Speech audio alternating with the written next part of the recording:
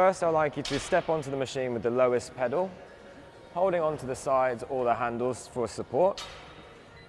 Okay, what we want to do is get your feet all the way to the front of the foot plates here.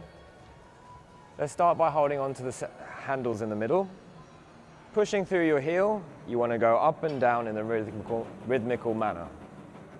Good, keeping the core nice and tight with neutral spine. An alternative way to use this machine is to hold the outer handles. It becomes more of an elliptical stepper in this way.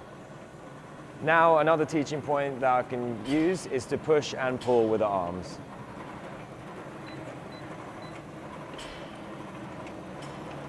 Excellent, keep this up. Pushing through your heels on the way down on the foot plates. Nice rhythmical motion. And we're just going to do this for another 10 seconds.